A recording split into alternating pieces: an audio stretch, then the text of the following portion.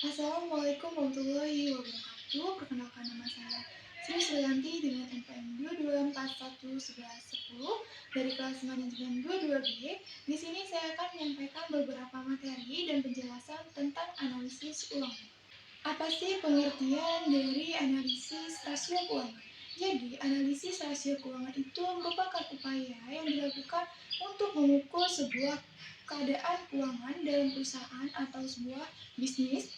Cara menganalisis rasio keuangan itu dengan memanfaatkan data dari laporan keuangan untuk membuat suatu perbandingan di bidang akuntansi. Analisis rasio keuangan biasanya dilakukan di akhir periode suatu perusahaan dalam suatu tahun. Analisis rasio keuangan ini umumnya biasanya dimanfaatkan untuk menentukan suatu strategi pada perencanaan perusahaan ataupun sebuah bisnis di masa yang akan datang. Selain itu, untuk membantu kebutuhan internal, analisis rasio keuangan juga dapat dimanfaatkan sebagai cara dalam menunjukkan performa suatu perusahaan atau bisnis pada investor. Melalui melalui analisis tersebut, harapan yang akan terlihat potensi kelayakan dalam mendapatkan investasi ataupun dana. Nah, rasio keuangan juga bisa digunakan sebagai bahan evaluasi dan pengambilan keputusan data yang tersaji pada rasio keuangan, bahkan dapat membantu pihak manajemen dalam mengambil suatu keputusan bisnis serta mengevaluasi kinerja pada perusahaan.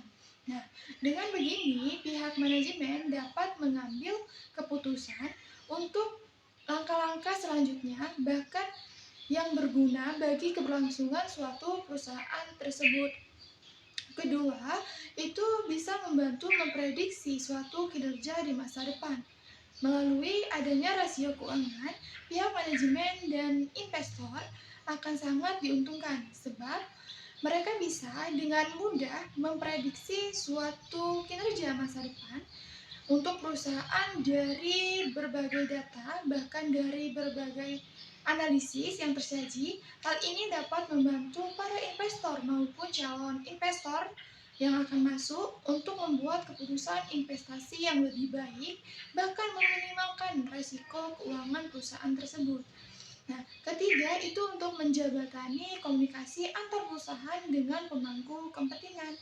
Nah, sebagaimana laporan keuangan, adanya rasio keuangan sangat krusial bahkan bermanfaat dalam menjembatani komunikasi yang ada pada perusahaan atau antara perusahaan dengan para pemangku kepentingan, para investor, pemerintah, dan pihak lainnya.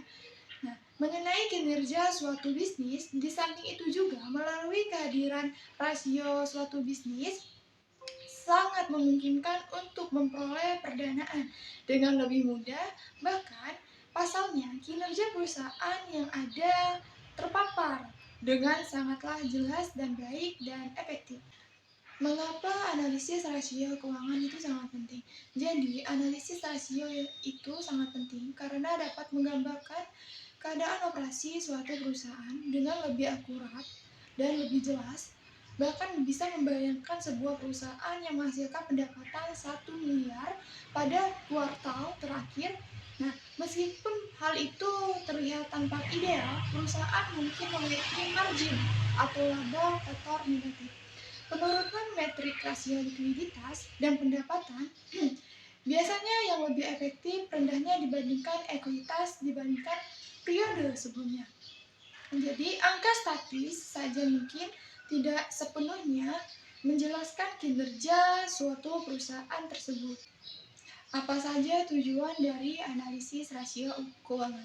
Jadi, tujuan analisis keuangan adalah membantu memberikan gambaran atau bayangan suatu informasi keuangan pada berbagai pihak yang terlibat dalam perusahaan atau bisnis tersebut, termasuk juga para investor, karyawan.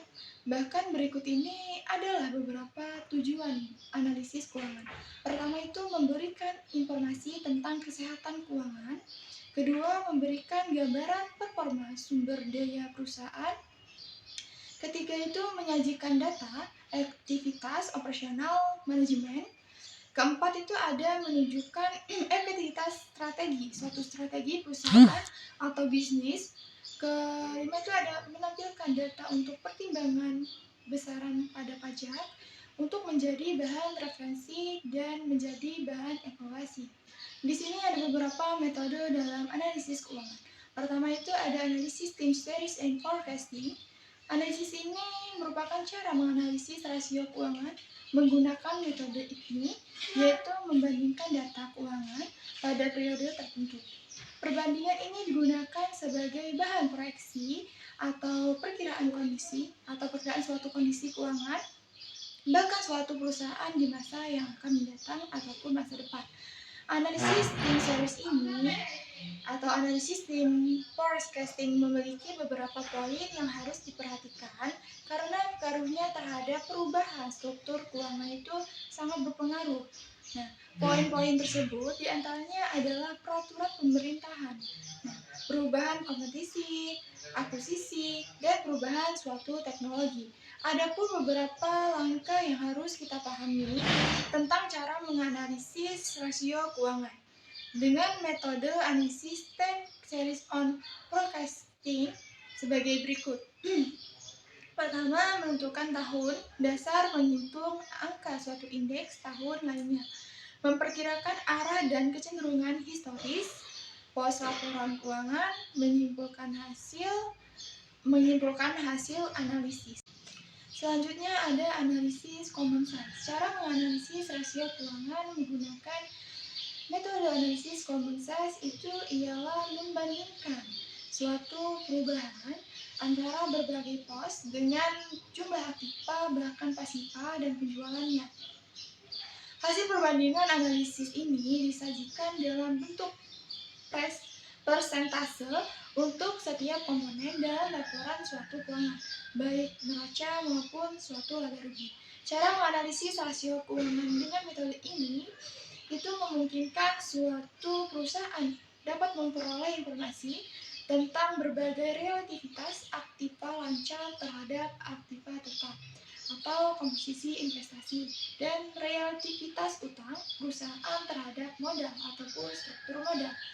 Analisis common size dapat digunakan perusahaan untuk berbagai penilaian, baik itu dalam membandingkan laporan keuangan periode sebelumnya, bahkan dengan saat ini, maupun membandingkan kompetitor dan perusahaan itu sendiri. Apa sih manfaat dari rasio keuangan? Jadi manfaat rasio keuangan itu untuk mengukur kinerja, bahkan memberi gambaran yang jelas terkait kinerja keuangan suatu perusahaan. Itu tuh termasuk diantaranya menyangkut keuntungan, likuiditas, solvabilitas, bahkan efisiensi operasional.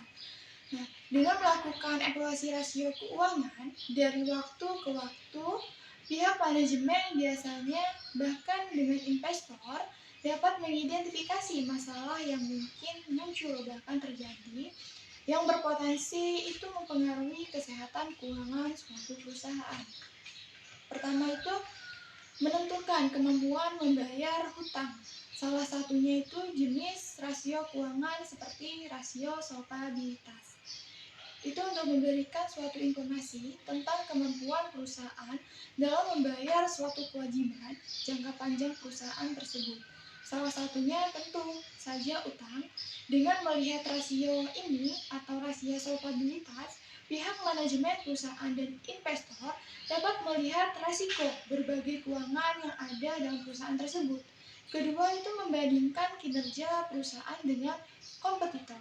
Selanjutnya, rasio keuangan berfungsi sebagai pembanding suatu perusahaan satu dengan yang lainnya atau membandingkan kompetitor di bidang yang sama. Nah, dengan begitu, para investor atau analisis dapat membandingkan berbagai kinerja suatu perusahaan. Sekian penjelasan tentang analisis rasio keuangan dari saya. Apabila ada kata atau kalimat yang salah atau pengucapan kata yang kurang tepat, saya mohon maaf. Terima kasih. Wassalamualaikum warahmatullahi wabarakatuh.